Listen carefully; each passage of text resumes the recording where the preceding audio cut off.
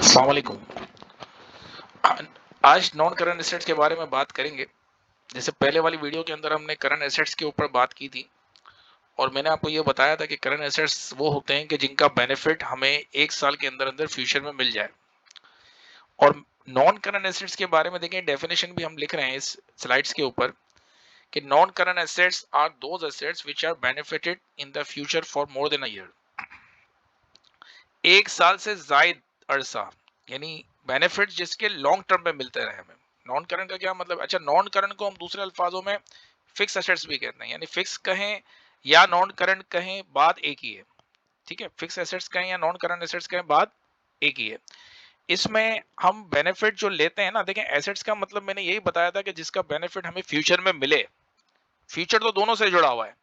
Current का मतलब ये होता है कि वो 1 साल के अंदर अंदर हमें बेनिफिट दे दे, और नॉन करंट या इसको हम फिक्स एसेट्स कहें या लॉन्ग टर्म एसेट्स भी कहते हैं, इसका मतलब ये होता है कि जिनका benefit more than a year, 1 साल से ज्यादा अरसे तक हमें इसका बेनिफिट 10 साल, 15 साल, 20 साल, लंबे अरसे तक के जो बेनिफिट होते हैं वो इंशाल्लाह मिलते रहते हैं।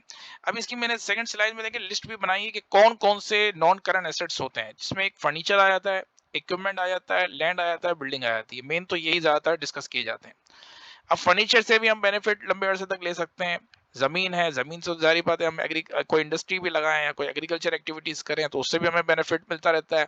बिल्डिंग है, बिल्डिंग बना के हम डिफरेंट फ्लैट्स वगैरह हम सेल आउट कर सकते हैं, खरीद सकते हैं, इसमें भी हमें बेनिफिट मिल सकता है। इक्विपमेंट में कंप्यूटर, लैपटॉप, ये सारी चीजें आ जाती है। तो ये सारे के सारे बेनिफिट जो है ना, ये नहीं होता कि 1 महीना 2 महीने के अंदर खत्म हो जाए। ये बेनिफिट्स इंशाल्लाह हमें मिलते ही रहते हैं लंबे अरसे के लिए।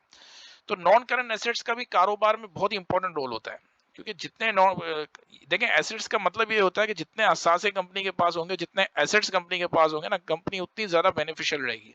कंपनी की लायबिलिटीज को उतारने के लिए एसेट्स का होना भी जरूरी है। तो ये नॉन करंट एसेट्स और करंट एसेट्स जितनी अच्छी मिकदार में किसी भी कंपनी के पास होंगे तो कंपनी को अपनी ग्रोथ करने में बहुत आसानी होगी और लायबिलिटीज पेड करने में भी आसानी होगी। तो ये जो मेन हमारे एसेट्स हैं, फर्नीचर है, इक्विपमेंट है, और लैंड एक ऐसा एसेट्स है जिसके बारे में मैं आपको बताता चलूं। अगली क्लासों में इंशाल्लाह डेप्रिसिएशन का कॉन्सेप्ट भी मैं वीडियो बनाऊंगा उसके ऊपर। तो डेप्रिसिएशन जो है वो सिर्फ नॉन करंट एसेट्स के ऊपर कैलकुलेट होता है और लैंड के ऊपर कैलकुलेट नहीं होता। अब आगे आप भी कमेंट से जरूर जवाब दीजिएगा कि लैंड के ऊपर कैलकुलेट क्यों नहीं होता डेप्रिसिएशन। इंशाल्लाह अगली वीडियो में हम बात करेंगे। अस्सलाम वालेकुम।